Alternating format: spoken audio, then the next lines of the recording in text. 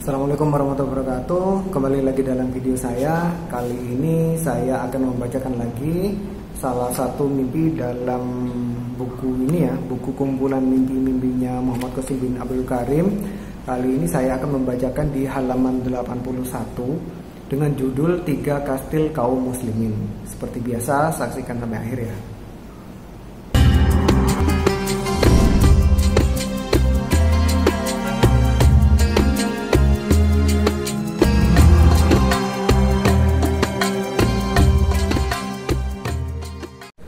Sebelum saya bacakan mimpinya secara utuh dalam buku ini di halaman 81, saya ingin disclaimer dulu kenapa kok video ini dibuat. Jadi sebenarnya dalam video ini dan beberapa video ke depan saya ingin menambahkan keterangan-keterangan dari 2 video saya sebelumnya, yaitu terkait Perang Dunia Ketiga.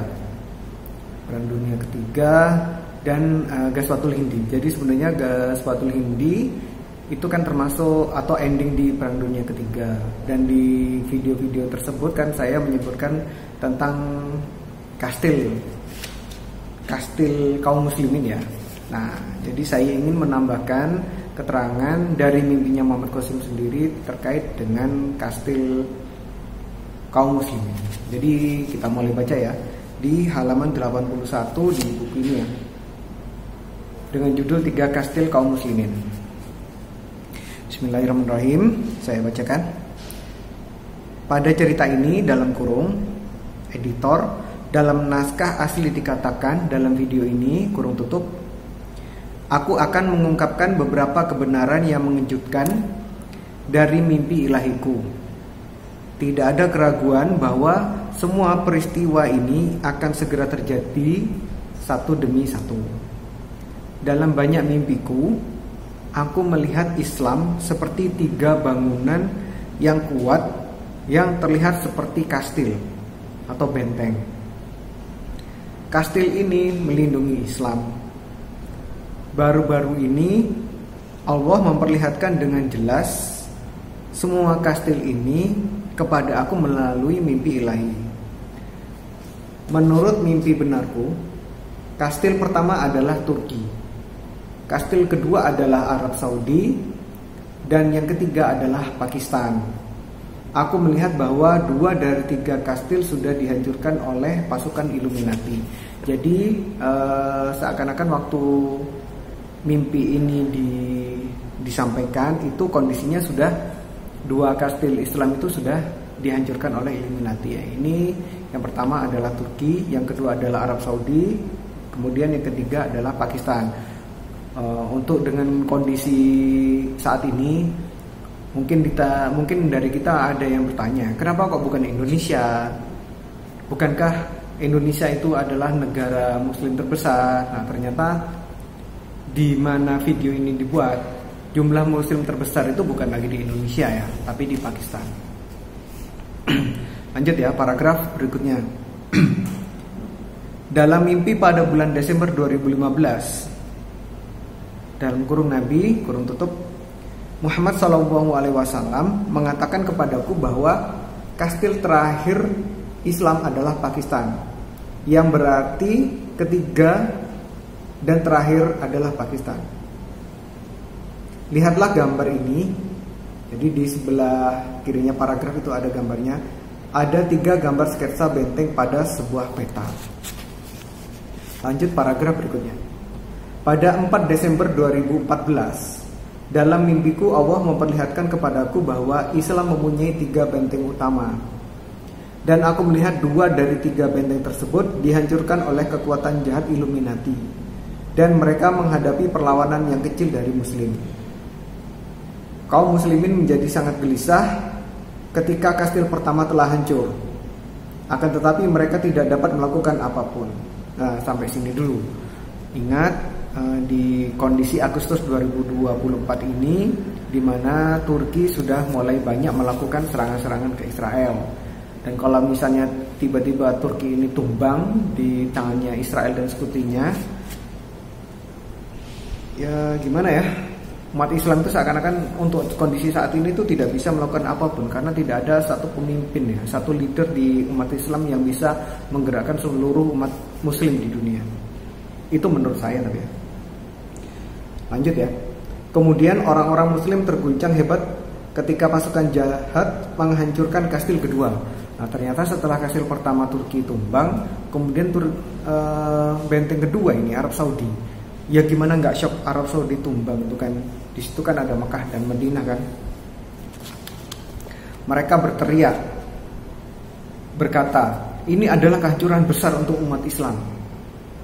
Untuk Islam ya jelas ya, kita selama ini menganggap bahwa kedua kota suci yang berada di Arab Saudi itu kan sangat-sangat suci ya bagi kita ya umat Muslim ya.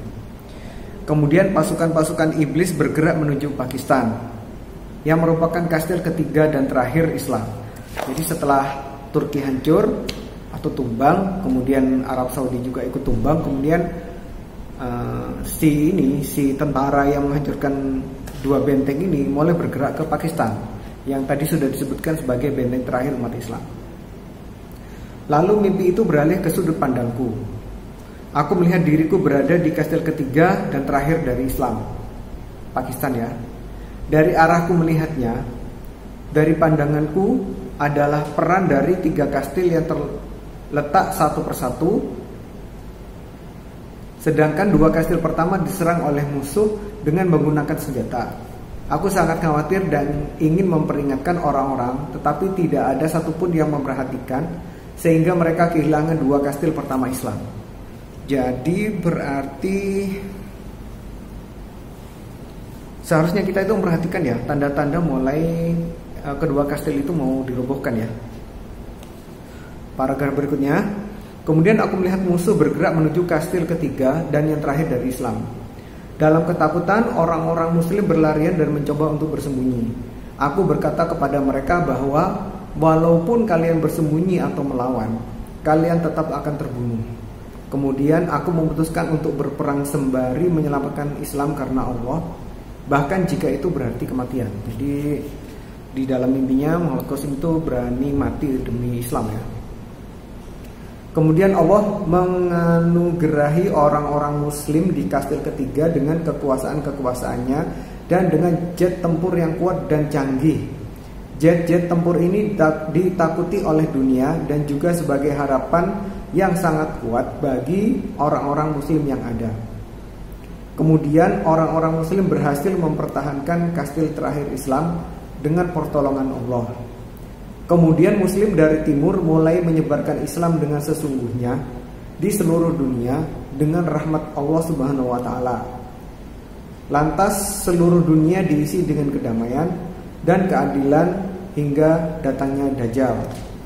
Nah, ini seakan-akan menunjukkan bahwa setelah mencoba mempertahankan kastil ketiga umat Islam di Pakistan, di sini disebutkan bahwa orang-orang Muslim kan berhasil mempertahankan kastil, kemudian Muslim dari timur mulai menyebarkan Islam dengan sesungguhnya. Ini yang sempat beberapa kali saya baca-baca ulang lagi.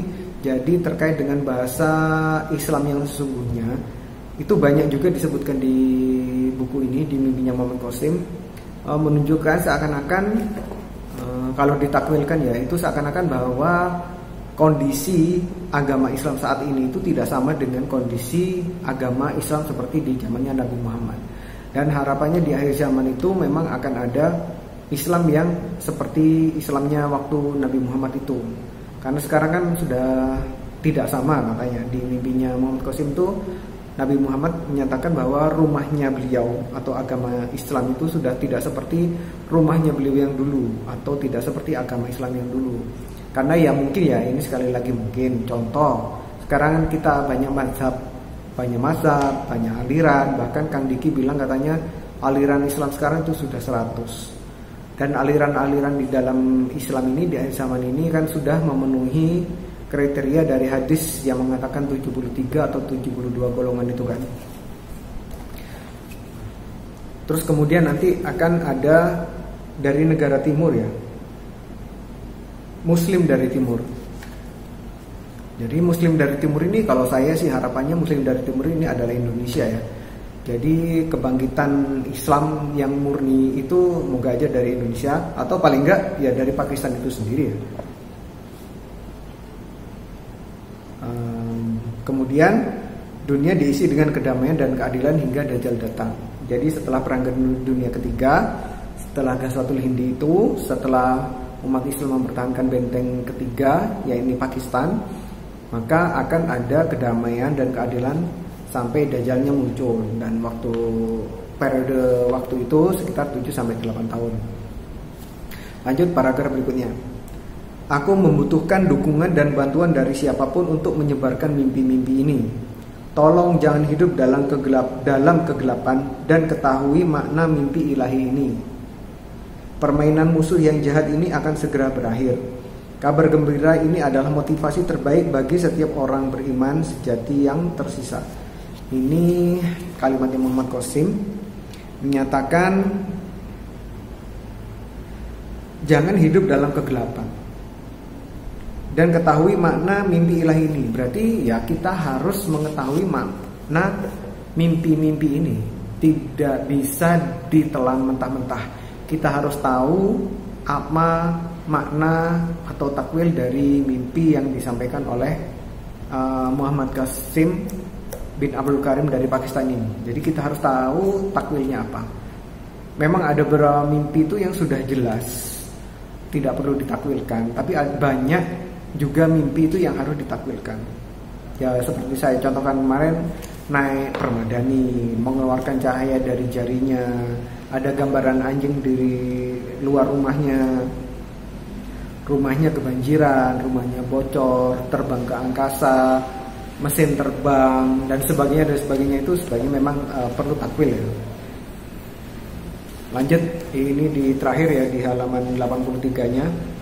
Ini ada tulisan dalam garis miring ya. Qasim berkata bahwa dia tidak dapat percaya bahwa generasi kita akan mengalami kesengsaraan. Dia berdoa agar Allah menyelamatkan semua kastil Islam.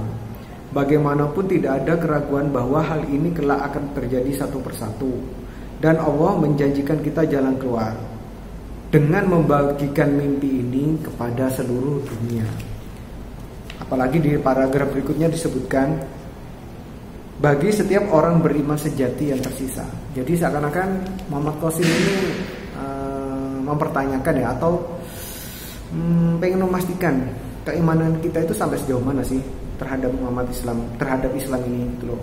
Kalau memang kita itu yakin kepada Al-Quran dan hadis, di mana Al-Quran sudah bilang bahwa kita harus, kalau ada setiap perbedaan harus kembali ke Al-Quran. Al-Quran sendiri bilang kalau kita itu harus mematuhi Nabi Muhammad.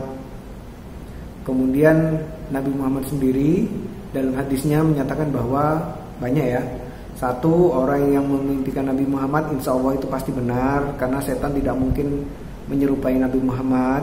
Yang kedua, di akhir zaman itu mimpi-mimpi yang dialami oleh umat muslim itu banyak benarnya, jarang tidak benar mimpinya, dan termasuk dalam mubasyirat atau satu dari 46 bagian kenabian tuh. Jadi kalau ini ternyata termasuk mubasyirat, berarti kan mimpi ini harus kita yakini bahwa mimpi ini memang dari Allah itu kan. Tinggal kemudian kita cari takwilnya untuk beberapa hal atau beberapa cerita yang memang menurut kita itu masih tidak paham atau tidak bisa kita telan mentah-mentah. Itu untuk video kali ini. Untuk video berikutnya saya juga akan membahas juga terkait kastilnya umat Islam. Mungkin judul berikutnya ada terkait masa depan Pakistan sebagai pembela Islam. Kemudian ada Pakistan manifestasi suatu doa dari Nabi Muhammad. Kemudian bangunan-bangunan tinggi simbol kekuatan. Itu beberapa judul yang mungkin akan saya buat video lagi. Seperti biasa jangan lupa like, subscribe juga ya. Kemudian share jika dirasa video ini bermanfaat. Sekali lagi terima kasih dari saya. Sekian dari video ini. Wassalamualaikum warahmatullahi wabarakatuh.